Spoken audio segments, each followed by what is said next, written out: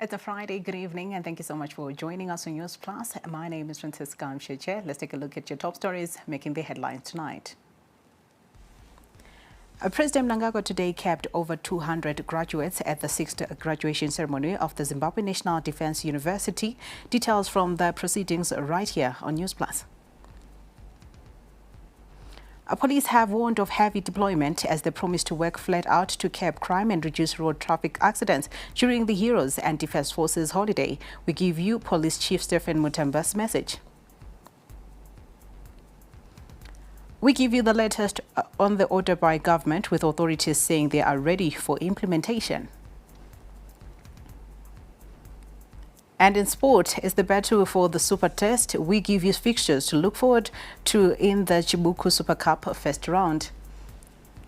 And now in news in great detail, a total of 205 graduates from the Zimbabwe National Defence University were kept today by President Emmerson Mnangagwa, who is the Chancellor of the university. The graduates were also from engineering, social sciences and defence and security studies. More from the following report.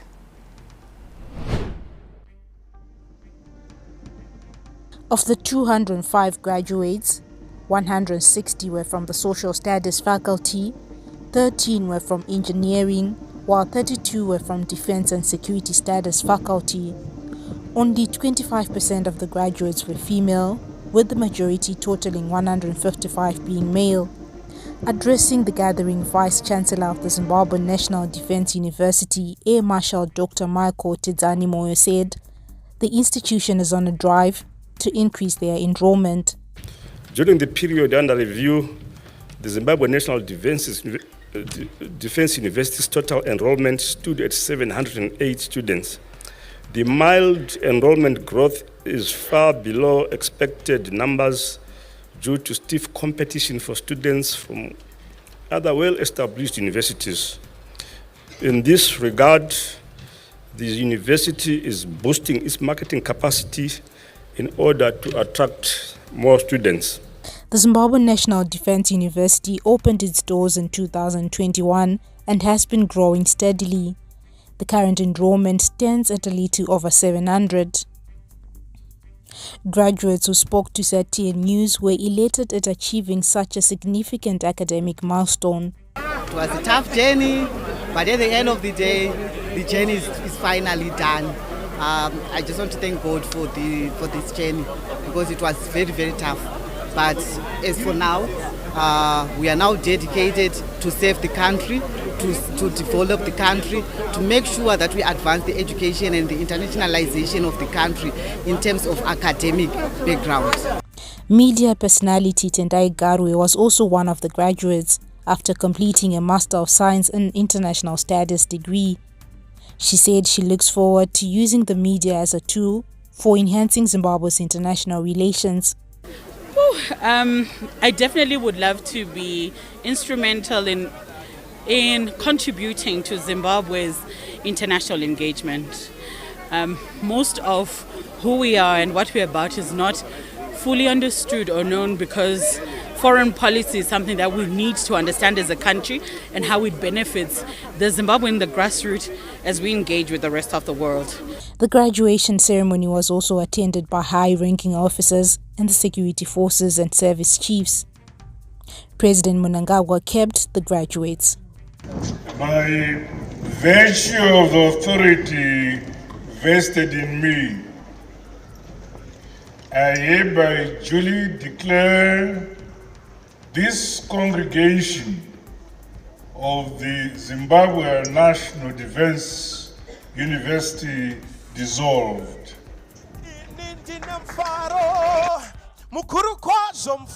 Sharon Njinjema for ZTN News in Harare.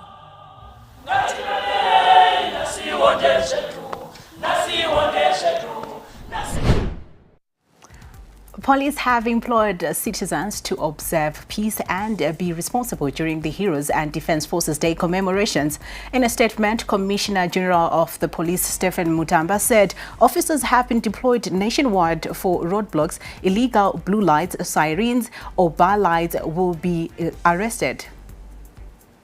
Meanwhile, in Mashonaland East Province, police joined hands with other stakeholders in a road safety awareness campaign along Mutare Road. Officer commanding Mashonaland East Commissioner Wycliffe Makamache emphasized the need for collaborative efforts from all stakeholders. Kune vanenge vachizoti vachange vasipo tine policy scheme inonzi house under supervision. Endai munoona officer in charge, musaona mpulisa wese. Ona anonzi officer in charge we station. Moisa message yenyu yokuti mchange musipo kuitira kuti ma patrols aitwe muma areas enyu. So tiri kushuvira upenyu hwenyu, tiri kushuvira kuchengetedzwa kwe property yenyu. Tichange tiri pamwechete, tichishanda pamwechete saizvozvo. Ndinokutendai, ndinotenda kuti muchafamba zvakanaka, mukaona speed yawanda. Mukaona speed yawanda, munotaurira vamuchairi kuti dzosai mafuta.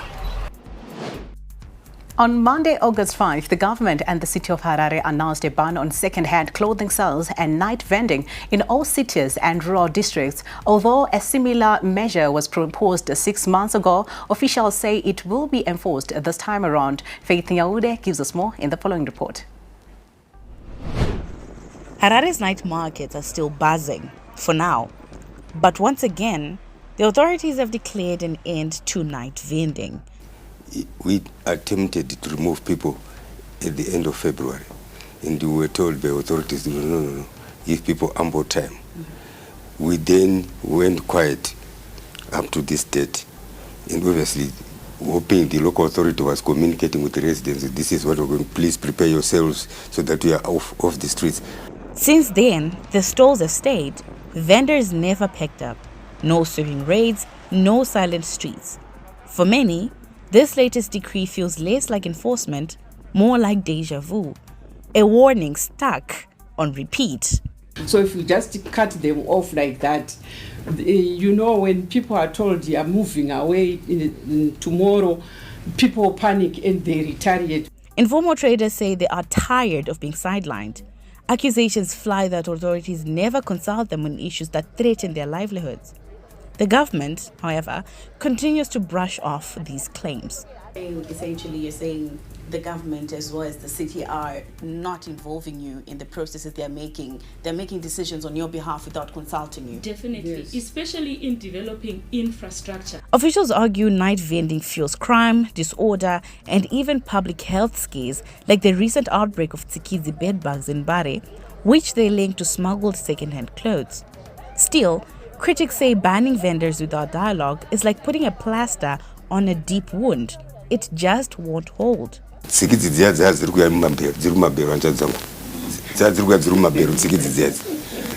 know, what we did through the Civil Protection Department, we said, look, open one barrel so that we see Harare Mayor Jacob Mafume admits part of the problem is a system that enabled an informal network of fees and favors that let unlicensed vendors thrive unchecked. Now, the problem we are having with that policy and why we are stopping it is that when you ask someone to pay, they then assume that they've been legalized. And once they make that assumption, it becomes very problematic. Yet, despite the rhetoric, the night markets remain. The food simmers, the music plays, and the traders work on. But with authorities doubling down on their February threat, the question isn't whether a crackdown is coming, it's whether this time they actually mean it. Reporting for ZTN Prime, I'm Faith Nyaude in Harare. As the government continues to enhance health care services, today the Vice President Kembo Muhadi toured Ingujeni Central Hospital in Bulawayo to look into ways to revamp the facility, also looking at capacitating it into offering drug and substance abuse rehabilitation services. The hospital has an admission capacity of 700 patients and sees over 2,000 outpatients annually. The Vice President said government will assist in the rehabilitation of the hospital, including a new rehabilitation center. Well, they're doing a good job with very old facilities and very little instruments with which they should be working. I'm talking about the staff. I'm talking about Dr. Mawere and them. They're doing a sterling job. We should appreciate that. Some of you will not work under those conditions. I think you saw some of the inmates. They are not as friendly as you would want to see. You would want them to be. So they are violent. And in that case, if they don't have enough medication to calm them down, then it becomes a problem. It becomes a no-go area. So it is upon us, that's why I've got the minister here, to see to him that he has got all the medication. Vice President Mohadi said drug and substance abuse were burdening psychiatric institutions, with more than half of inmates at the hospital having a history of drug and substance abuse. When it comes to the infrastructure, the buildings and all the like, they are quite ancient, they're quite old. Most of them are to be falling apart. And as you saw, there's a lot of rehabilitation that is taking place. But we would want to see it enhanced, so that we do it and finish it, so that it becomes a new Ngucheni, not the one that you are seeing there. Deputy Industry Minister Raj Modi pledged support for the hospital. We can have a small portion of them, not for them. The whole thing next we intend to use this space, as you say, for commercial purposes. Okay. Ingujeni Chief Medical Officer Dr. Nemashe Mawere said the hospital has made strides in patient nutrition, as they have a successful 10-hectare field with various crops which they use for the hospital diet. There are about 3 bowls which are functioning. That one is one day. With the big water tank. The hospital was established in 1908 as an asylum center where prison guards were the original carers. In the 1940s, psychiatry services were established, but the services were racially biased until the country attained independence in 1980. For ZTN Prime, I'm Andile Chuma in Bulawayo. Newsplus takes a break. Please stay with us. Good evening and welcome to the greatest show on earth. This is a people's game. They will be bubbling about this one for weeks and months to come. Let's go!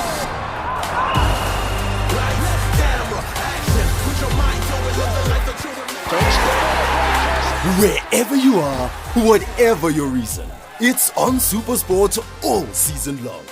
Reconnect and stay connected to DSTV Compact and get the best football on us. 2 fans, 1 game. One of them paid for quality, the other didn't. ZTM Prime now offers premium live Premier Soccer League matches behind a paywall. Skip the stress.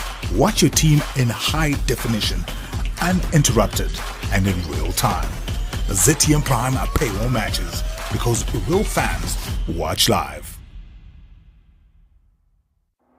Harare, tune into the beat. Capitalk 100.4 FM, your source for news, business, sports, fashion, and more. Experience the pulse of Harare's culture and lifestyle. Capitalk 100.4 FM, Harare's top radio station. Join the conversation with Zimbabwe's top personalities. Subscribe now for fresh and infotainment content daily. Capital 100.4 FM, Harare's heartbeat.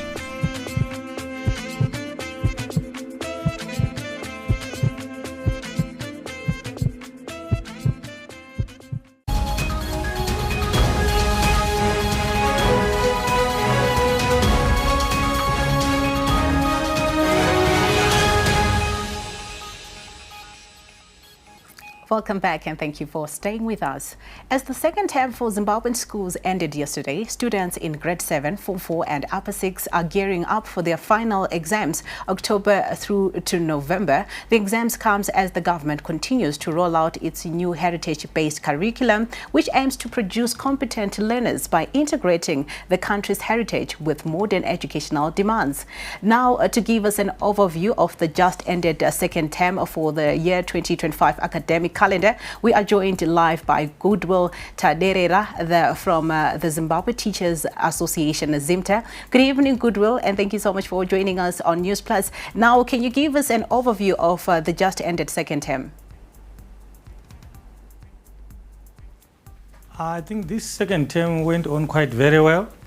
When we say quite very well, we look at issues like whether the teachers went on strike or on any industrial action or incapacitation. And the efforts that the teachers were putting, they were still hopeful that probably something would be done and that the government would also look at them whilst they work. You also realize that they were last given a salary increase last year, so they remained hopeful given that this year we had good rains and also our minerals which we have in abundance. They were anticipating that after the sale of such, we would then get some reprieve from government by way of looking at their remuneration framework. So they earnestly gobbled throughout the whole term in that kind of anticipation. And you also recall we had a new curriculum, the heritage-based curriculum that had been revamped over and over again, and they were acclimatizing to it. And I think by now they are getting into grips, and we hope that moving forward things will remain smooth. And we also hope that the employer will look at us. We'd also like to know, what is your assessment of the implementation of the heritage-based curriculum so far, particularly in terms of its impact on both teachers and students?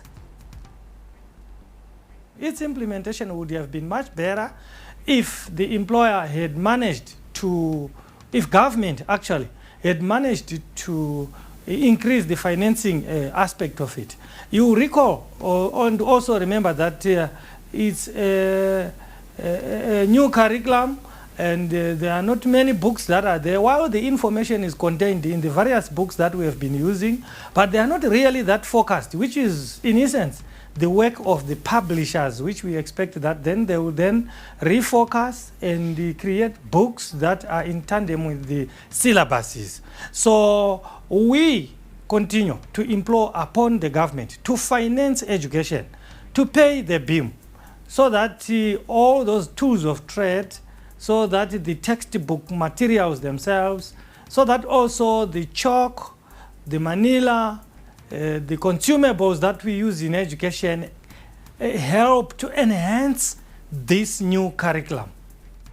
Good. Well, before we let you go, we'd also like to know, based on your analysis, what recommendations would you propose?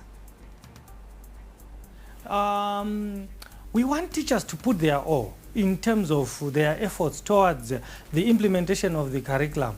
And we don't want teachers to do side hustles that will make them move away from the classroom, trying to make sure that they augment and supplement the employer. I think the employer in this particular case has not been very sincere. It last gave us a salary raise last year, and this year nothing has happened. And at the moment, as we speak, the Honorable Minister of Finance presented a mid-term budget where actually it had nothing for us teachers. And this demoralizes us, this demotivates the teachers, and this also affects the learners themselves, because the teachers will not then put their all in terms of the teaching. They will then be thinking of how best they can moonlight to get funds or monies for their rentals, food on the table, health care or insurance, transport to and from work, utility bills, you name them, you name them. So we think that the government, we know that the government may not be able to give us a salary that is commensurate with our demands, but we strongly believe that it can deliberately come up with a framework which it can incrementally increase our salaries. Thank you, Goodwill, for that overview. Now on to some agriculture news. Government has called for Zimbabweans to take up the joint venture initiative to ensure productive utilization of agricultural land in the country. Minister of Agriculture, Dr. Anxious Masuga, told the media that the program has been successful since its inception during a field day in Mashonaland West. Joint ventures are driving agricultural productivity in Mashonaland West Province, with government and private partnerships transforming once idle lands into high-yielding fields. The initiative was introduced by government in 2020 to transform underutilized land into full production. Currently, government has approved over 2,000 joint ventures and is impressed with the progress so far. An agro-entrepreneur, Tichawana Maposha, based in Mashonaland West, is testament to the government's efforts to facilitate agricultural development. The government has come up with this innovation of joint ventures, and we have over 2,000 joint ventures that have now been approved by the ministry, and we have seen here that these joint ventures have actually yielded the desired results in that they've been able to put 110 hectares of wheat here, and this wheat clearly can give us 7 to 8 tons. So that's a major contribution. Maposha is leading the charge after successfully planting over 600 hectares of winter wheat this season in a joint venture partnership with the Agricultural and Rural Development Authority, ADA. Tinotenda hurumende, tinotenda president wedu nekuparira zvirongwa zvakadai kunyanya cheADA chinobatsira isusu sevarimi, especially varimi vechitema. The province has already surpassed its winter wheat target of 35,000 hectares, with a record of 5.5 tons per hectare expected this year. Mashonaland West Provincial Affairs Minister Marian Chombo was among the authorities who toured the farm. She hailed the initiative, saying it illustrates the province's production capacity. She further encouraged the country to tap into potential of agriculture by adopting this model and enhancing yield in the next cropping season. So ndikuti vanhu vese vane minda nguva yakapfuura, minda is there to produce, is there to make sure kuti the GDP yeZimbabwe yasimuka. So ndinoti varimi vese Mashonaland West, let's brace up and be prepared. Toda kuti tikwanise kudyara on time, because from what has been said, mvura inokurumidza kuuya. The National Agricultural Transformation Drive has also impressed the visiting Namibian delegation, which is in the country to attend the Mashonaland West Provincial Agricultural Show. For ZTM Prime, I am Sitachi Siwegwaza. Now on to some provincial news. In the month of our national heroes, tonight we profile the life of one of Zimbabwe's nationalists and ZANU's founding national chairman, Herbert Chitepo. Herbert Wiltshire Chitepo was born on 5 June 1923 in Nyanga. His father died when he was 3 years old, and he was brought up at St. David's Mission, Bonda. He received his early education at the mission and later moved to St. Augustine's, Penalonga. In 1943, he went to Adams College, Natal, to train as a primary school teacher. Returning to Rhodesia, he taught for 1 year at St. Augustine's, but then decided to return to Adams College in order to matriculate. He attended Fort Hare University College, South Africa from 1947 to 1949, graduating with a Bachelor of Arts degree. Thereafter, he went to London, where he worked as a research assistant in Shona at the London School of Oriental and African Studies. He studied at King's College, London, and at the Inns Court, becoming a barrister in 1954. Returning to Salisbury, now Harare, he set up private practice. He was admitted as an advocate of the High Court in 1954. From 1957 onwards, he became more and more involved in defending African nationalists against charges arising under the Land Husbandry Act and against restriction orders. In June 1960, he made his first entry into politics by joining the National Democratic Party, the NDP, and was at once made a member of the council. After the banning of the NDP in December 1961, he joined the newly formed ZAPU. In 1965, he moved to Lusaka, and in the following year commenced the organization of military incursions into Rhodesia. In September 1966, he urged the Commonwealth Prime Ministers to enforce total economic sanctions against Rhodesia. In 1973, he was elected chairman of the Zimbabwe Revolutionary Council, the external wing of ZANU, later called Dare Rechimurenga. On 18 March 1975, Herbert Chitepo was assassinated when his VW car blew up in the driveway of his house in Lusaka. The blown-up car can be found at the National Heroes Acre. The Herbert Chitepo School of Ideology and a street in Harare were named after him. The country unites in solemn celebrations of Heroes' Day every second Monday of August. The origins of Heroes' Day are rooted in long struggle for liberation, and during the celebrations there is also a lot of traveling coupled with church gatherings. The traveling also means an increase in road traffic accidents. In the following report, we talk to church leaders who share their message while government warns against errant driving. ZTN correspondent Mirain Singo gives us more in the following report. What was meant to be a normal worship day turned into a horrific one. Congregants of the Jordan Apostolic Sect at Manyame Bridge in Chitungwiza had gathered for a day of worship. Chitwe chakatibata zvikuru. Zvakaitika apa zvinotyisa. Kuti ananasa mundangaro dzangu hazvisi kubuda. Burikidza nezvakaitika pabridge apo. The shrine is a few meters away from the scene of the horrific accident that claimed 17 lives a few weeks ago. The man of cloth and his congregants are still traumatized, and they've suspended all gatherings at the shrine following the accident. Memories of the horrific accident are still vivid. For the Jordan Apostolic Sect, their place of worship brings sad memories that they pray hard to forget. The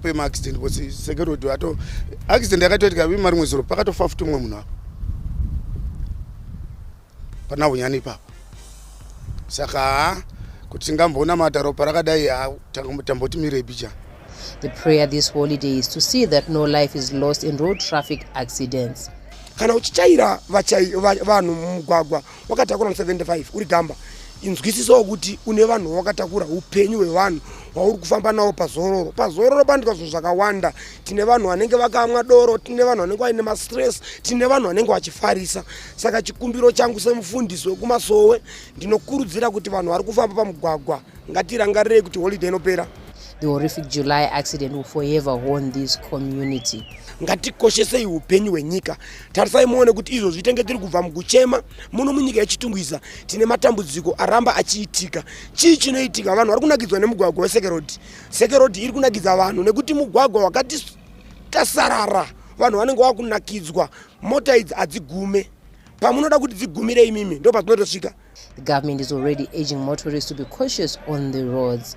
But we were calling for combined enforcement, where we've got our officers from the Road Motor Transportation, we've got VID officers, we've got officers from the Traffic Safety Council on the awareness in terms of education, and we also have the police. So we are advocating that they man a block together so that we don't have elements that will then have their own kind of roadblocks. Many churches will be traveling during these holidays in search of life, and it's a journey they hope will have a return trip. But the tragic loss of life in accidents involving church groups over the years is a reminder of the uncertainty on the roads and how fragile life can be. Can this period provide the nation with a different memory? Reporting for ZTN Prime, I am Mirain Singo. When we come back, we give you news from around the world.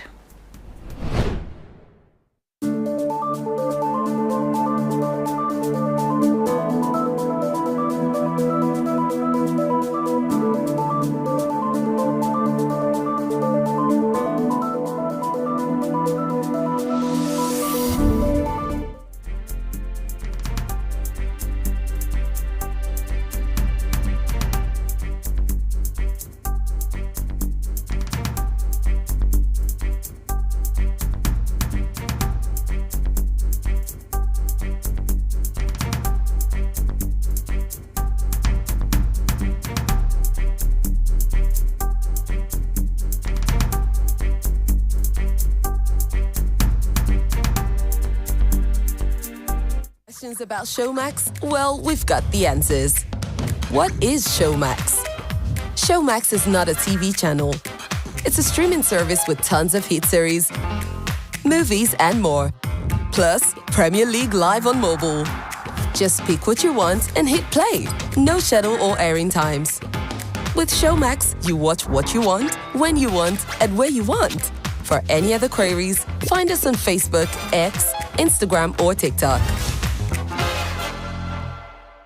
Didn't graduate. I guess I blew it. You couldn't advise him anything. He would just look at you and say, so who do you think you are? We were just like really spoilt. And then they just give me the receipt and I'd pay. The guy walks in one day and then he says that he wants to make a movie. He was blowing the money. There was just like this habit that he had where as soon as he got money, it was gone. I just didn't have the skills or the experience. This money, I could see it disappear so fast.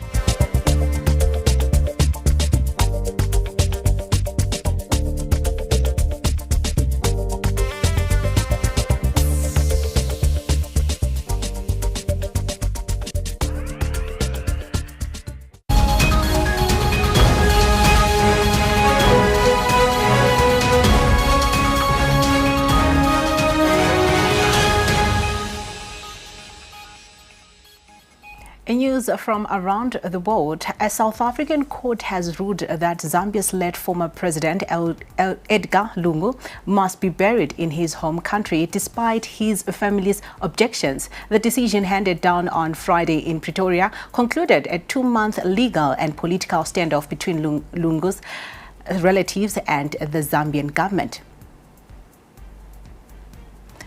Ghana's President John Mahama has promised a full investigation into Wednesday's helicopter crash that killed 2 government ministers and 6 other people. Defense Minister Edward Omen Boama and Environment, Science and Technology Minister Ibrahim Mutala Mohamed were among those killed when a military aircraft crashed in the central Ashanti region.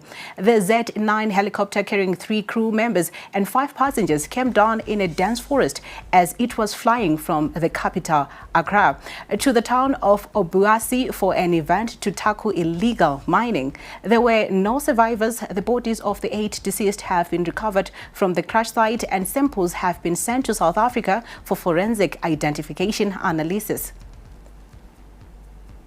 A Brazilian livestock industry insider believes that the United States will suffer greater loss than Brazil by imposing high tariffs on imported Brazilian beef, as U.S. consumers will also face a significant increase in the prices of beef-related products.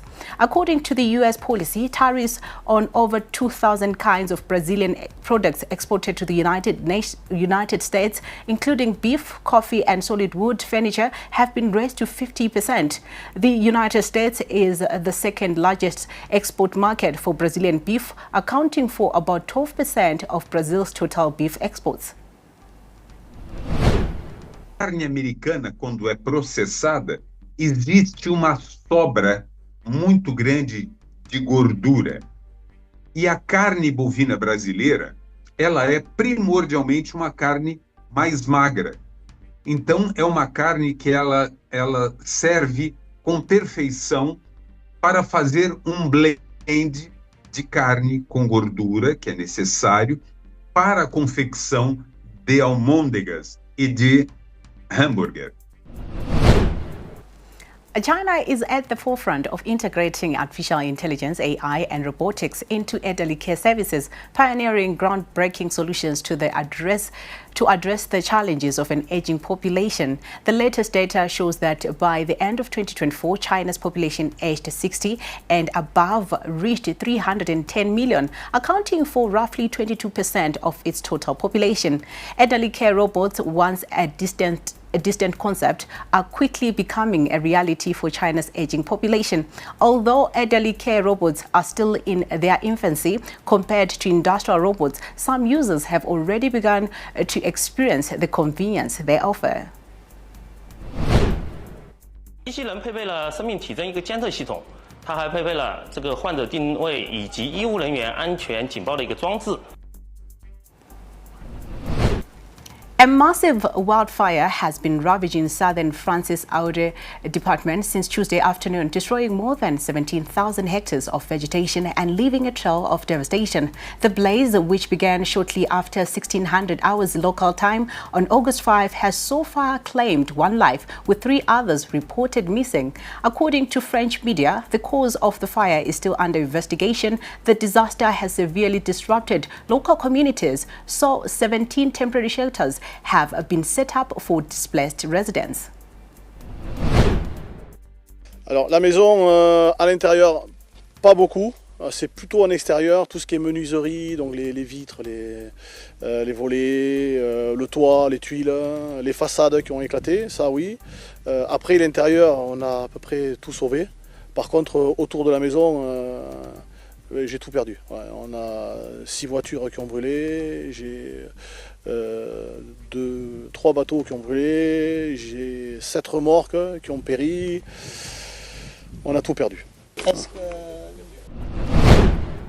United Nations Secretary General Antonio Guterres is pleased to see the leaders of Cambodia and Thailand work to halt fighting along the disrupted border between the two countries. Farhan Haq, deputy spokesperson for the UN chief, said at a press briefing in New York on Thursday. The spokesperson made the remarks in response to a media query after Cambodia and Thailand reached a consensus on the details of the ceasefire and signed an agreement at the extraordinary meeting of the General Border Committee GBC held in Malaysia on Thursday. The Secretary General is pleased at efforts by the leadership in Cambodia and Thailand to halt all fighting, and he hopes that they will continue to be in dialogue to resolve all outstanding issues between the two countries. Stand by for business news up next.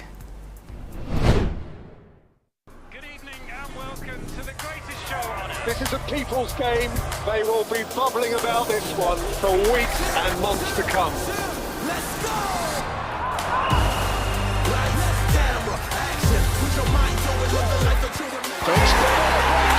Wherever you are, whatever your reason, it's on SuperSport all season long.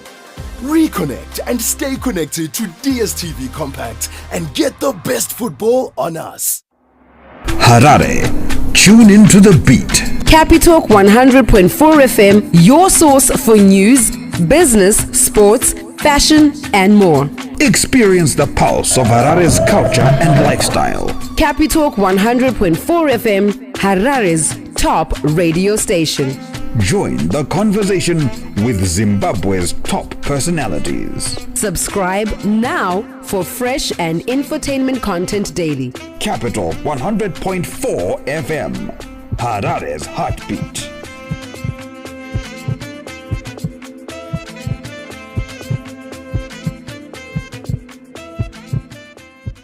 Catch exclusive interviews every weekday for candid, exciting and thought-provoking conversations with your host, Erika Ndoro. We talk about arts, we can talk about sports, we can even talk about politics, and sometimes we venture into a nice guitaristic play.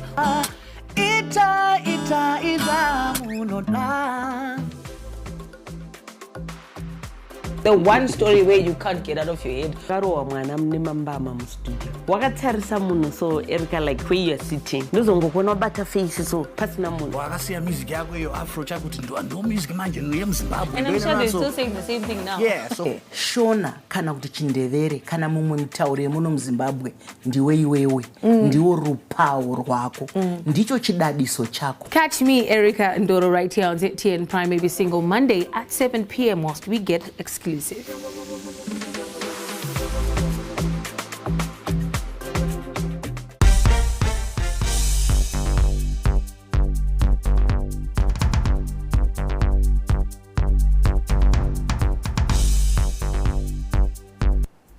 In business news, a British miner Kavango Resources plc is set to make a secondary listing on the Victoria Falls Stock Exchange (VFEX) on August 29 as it moves to raise $13.5 million to support its local mining exploration efforts.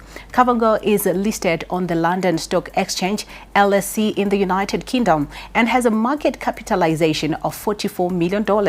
The proposed secondary listing comes after Kavango reported last month that it had intercepted a high gold deposit of 11.79 grams per ton during its drilling campaign at the Billy's Luck gold mine, part of its large hillside gold project. We spoke to financial analyst Zaya Muchipisi, and this is what he had to say. Kalambo Resources' upcoming secondary listing on the Victoria Falls Stock Exchange with a targeted capital raise of about 13.5 million is more than just a corporate financing exercise. It represents a bold step in reshaping Zimbabwe's investment and mining landscape. The move signals growing confidence in the VFX is a credible US dollar denominated pulse capable of mobilizing significant capital for resource exploration and development. So what makes this development especially noteworthy is the level of local participation. A substantial portion of the funding is being driven by Zimbabwean investors, including pension funds and strategic stakeholders like Pew Bond Limited. This reflects a paradigm shift where domestic capital is no longer passive but actively shaping the country's mining future. Government has taken a significant step towards creating a conducive environment in the construction sector. The move is meant to attract investment and promote collaboration. Our correspondent Wadzanai Sansole attended an endeavor by key stakeholders in Harare today. Stakeholders in the construction sector convened in Harare today for the Zimbabwe Construction Industry Conference, where National Housing and Social Amenities Minister Soda Jemu highlighted the government's commitment to consider regulations that lead to a conducive investment environment. In line with this year's theme, Breaking Silos, Building a Collaborative Built Environment, Minister Jemu emphasized on collaboration and a favorable environment. We spoke about some bills that will soon be tabled before Parliament, and where we will play our role as the Ministry of Housing to ensure that we give support to the processes of disposing of those bills into law. So we are very much committed, and we pledge our support to work with the construction industry. Industry experts shared insights on key areas that need to be addressed for the industry to work together and deal with the chaos usually associated with the sector. The purpose of this conference is to bring together industry specialists from the construction industry. We want to break silos. We want people to work together. The sector made calls for collaborative efforts from the community and inclusion of youth in projects in order to cultivate a 21st collaborative culture where everyone takes ownership of their environment. Another important aspect raised was a systematic digital approach, which is expected to address the issue of fair pricing in the sector, a key factor in easing infrastructure ecosystems. If we can develop that particular digital platform where all the professionals who are involved in the development process of any inhabitant can actually just go in and look for information, and they can verify what work has been done already in that area, we will be able to build ecosystems that are more efficient. The goal is to have a united front in the construction sector and clear strategies on how to best improve systems that enable effective collaboration amongst the different industries. South Africa's central bank believes U.S. tariffs will only have a modest impact on the country's economic growth while leaving its inflation levels broadly unchanged. This is its governor said on Friday. U.S. imports from South Africa are now subject to a 30% duty, the highest rate in sub-Saharan Africa, after Pretoria failed to agree a trade deal with Washington in time for U.S. President Donald Trump's deadline. President Cyril Ramaphosa spoke to Trump on Wednesday to try to speed up trade talks after industry associations and the central bank governor previously warned the tariffs could cause tens of thousands of job losses. But at the central bank's annual general meeting on Friday, Governor Lesetja Kganyago downplayed the economic fallout.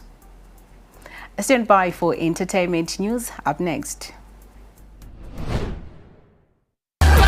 In a world where music transcends boundaries, where rhythm and melody unite the hearts of people, comes a show that celebrates the power of music like never before. Get ready to dive into a sonic journey that will leave you mesmerized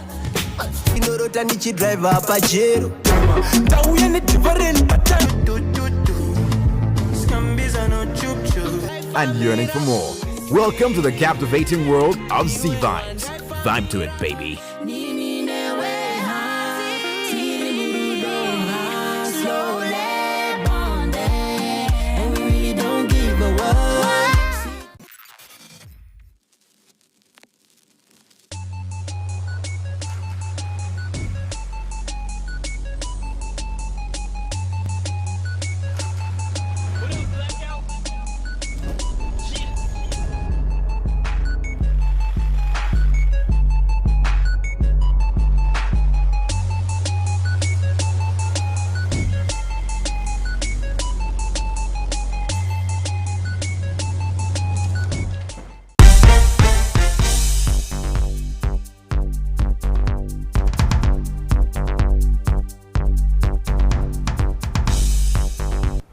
A fun-filled long weekend beacons. Merrymakers will be sport for choice ahead of the Heroes and Defence Forces holiday. Now upon us, duped the long weekend, merrymakers will have plenty of options from today until Tuesday.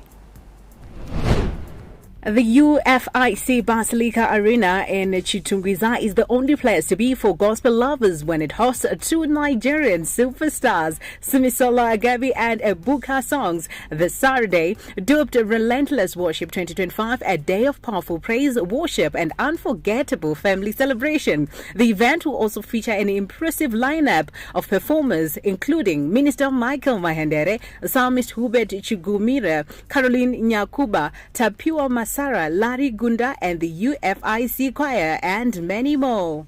South African best Louis Mhlanga Jazz Maestro will headline two shows under the Moving Jazz Cafe series in Bulawayo and Harare this weekend. The Bulawayo show takes place this evening at King's Crow, featuring notable artists such as Louis Mhlanga, Vuyo Brown, Hudson Simbarashe and Gogo Begezela.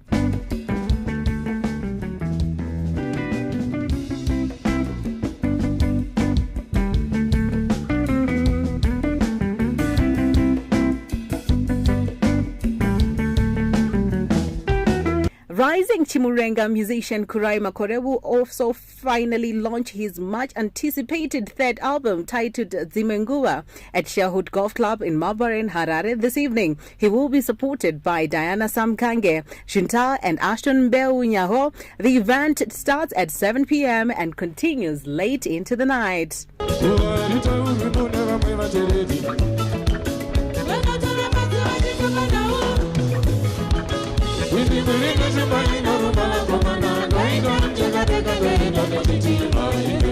Sungura S. Alec Macheso will kick off the long weekend in his neighborhood of Waterfalls, Harare, where he is scheduled to perform at Steak House Pub and Grill tonight. Following this event, he will hold another gig at Club Empire in Gutu Mashingo this Saturday.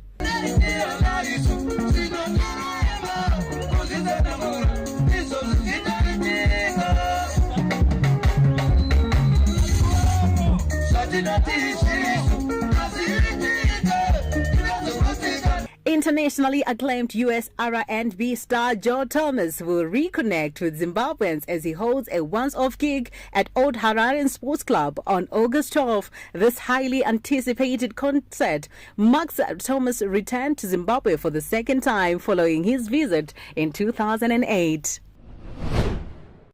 It's surely going to be a great long holiday with joy and laughter there. Stand by for sports news up next.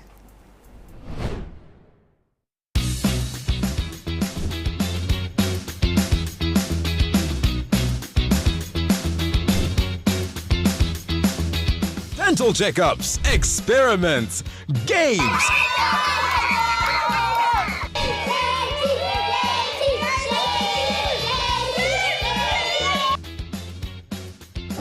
The mixture is making bubbles and the bubbles have changed color. Our balloon has been filled by carbon dioxide.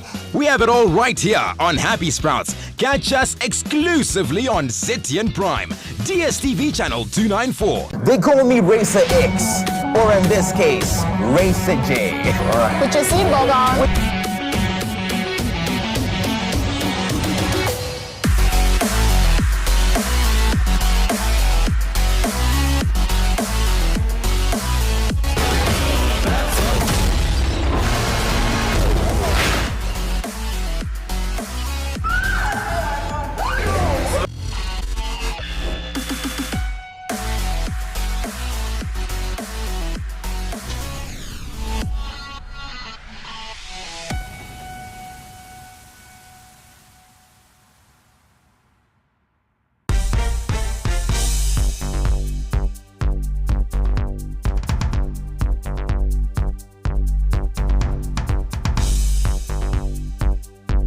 In sports news, high-flying Tel1 take on Bikita Minerals tomorrow in the first round of the Chibuku Super Cup, hoping to live up to their billing as one of the revelations of the season. The Wi-Fi boys hope to show their intentions by overcoming the Lithium boys at Ascot. Cup games are always tricky. Cup games are different from maybe league games whereby you share points. Tomorrow, by the end of the day, they need to be a winner. So for us to make sure we progress to the next round, we need to make sure we go there, play tomorrow with a positive mind, not underrating Bikita. They are doing well, playing well. So yes, Tel1 need to make sure we prepare ourselves well. We've been preparing well, but tomorrow we need to go into the game with a positive mind. Everybody who's supposed to be here is here, maybe safe for Masuku is out through injury. We have a full squad which is going to do duty for us tomorrow. They quickly recover after having lost last week. We need to make sure we bounce back to winning ways. In other selected Chibuku Super Cup fixtures on Saturday, Simba Bora welcome Dynamos to Wadzanai, and this will be live on ZTN Prime. Moles clash with Caps United. FC Platinum go against Manika Diamonds. On Sunday, Scotland host Green Fuel. Ngezi Platinum go against a Triangle. The Monday and Tuesday clashes between ZPC Kariba and Chicken Inn, Herentals and Highlanders have been postponed. With the Heroes holiday fast approaching, former Dynamos Vice Chairman Vincent Chawonza has honored the club's superfan Mudara Chuju, who has been unwell for some time. Chawonza donated groceries, cash and settled his council bills, all worth $1,500. Mudara Chuchu is grateful for the assistance and he has received and believes he is now enjoying the labor of supporting Dynamos. Ndichienda kubhora ndichiita chinorara kana kunana bhuruwa mubairo wazona ina handiti makuona ndizvo zvizvi zvekuti vape vangu vanyenzisa kuti Mudara Chuchu inini handina zvimwe zvizhinji zvandikanyanya kutaura nezvazvo nokuti zvamandiitira zvikazvi ndinonyanzvinzwa mwoyo wangu kufara kuti Mwari ari kunditungamirira. Chawonza believes that Mudara Chuchu has been and will forever be a member of Dynamos and he deserves their assistance. Chimwe chete chandakungotaura ndechekuti Mudara Chuchu iflavor yeDynamos zvokuti tikavaregerera tisingavabatsire, it's actually embarrassing because he's one of us for over many years. Inini ndava ndichiona bhora tiri mwana mudiki stereki tichingovaona for over the years kusvika ndapinda muexecutive ndikabuda and we haven't had it for a very long time. Any home game is different without zibero raMudara Chuchu really. But most importantly, as a human being, situation yavo yandibatawo futi so that we can help him in any way that we can. But most important, a Dynamos without him is different. Moving on with our sports news, all is set for the third edition of the Elton Chigumbura 2020 Championship, which gets underway in the capital during this Heroes Holiday at Prince Edward. We are now joined by Elton Chigumbura Cricket Academy coach Ngoni Zashi Mutasa. Coach Ngoni, good evening and thank you so much for joining us. What role do such tournaments have in the growth and development of the game in the country? Okay, our main goal is Elton Chigumbura is to develop young players. So this tournament is just we're gonna use it as a way to see where we are now with the players that we've been working with all this, like when we started. And so it's our third edition for the tournament. And we just want to see if they've grasped what they learned, and we want to see if our goal is being achieved. So that's the main reason why we are doing this tournament. And we'll also like to know what makes this year's edition different from all the ones you have held in the past. We have increased our age groups. We are starting with the under-9s, the young guys, up to the under-16s. We have also included teams from Goromonzi, from Tare, so that we see in Zimbabwe where we are, and we also want to challenge our guys if they can play with teams that they haven't played before. So we're expecting to challenge them more. They're going to play different formats. Some are going to play 10 overs, some are going to play 15, some 20. And we also want to see if they can be competitive. So I think that's the main goal, and that's different from the tournament that we've played before. The Zimbabwe under-16 chess team say they are ready to take on the world as they are set to leave the country this weekend for Colombia, where they are set to make a debut appearance at the FIDE World Youth Under-16 Chess Olympiad 2025, set for the 16th to the 23rd of this month. Under-13 national champion Amira Jane, who is the youngest member of the team, is relishing the opportunity of going against some of the junior players in the world and hopes to do her best. I'm feeling very excited, and I'm very ready to explore the opportunities that I'm going to get by playing internationally and playing players from other countries, and just to see what experience I can gain, and hopefully I can win as many games as possible. Patience is key, and also these things take time to get to where the rest of my teammates are as well. Me as the youngest, hopefully I can do the team justice and be just as good as they are. It's a great experience for all of us, and I'm sure it'll be an amazing time for us to bond as individuals as well as, of course, it's really amazing that Zimbabwe is sending a team for the first time, and so I hope this can be the start to something that continues on for years to come. Zimbabwe Chess Federation Executive Director Tapiwa Gora, who is also the team captain, believes his experience will come in handy and help the team do well, and has thrown his faith behind Amira Jaini, who is the youngest member in the team. Basing on the last Olympiad of the main team, we managed to get a silver medal in category C. So we hope that the experience that I bring into the team will also help this team to also fight and also beat all the odds and do what they can in this first experience for them is playing as a team. Then Amira Jane comes in as the wild card, as the youngest player in the team. She also is the current under-13 champion for Zimbabwe, and also participated at the world under 15 Africa Schools Chess Championships in Kenya, and managed to come 5th. So based on all this, we also selected her on that, and being the youngest doesn't mean she will take the team back, because we've had previous Olympiads where the youngest participants came back as FMs and IMs from previous Olympiads. So we're hoping the team will do great things in Colombia. That story concludes our news bulletin. Thank you so much for joining us on Newsplus. My name is Francisca Msheche. We now leave you with the weather.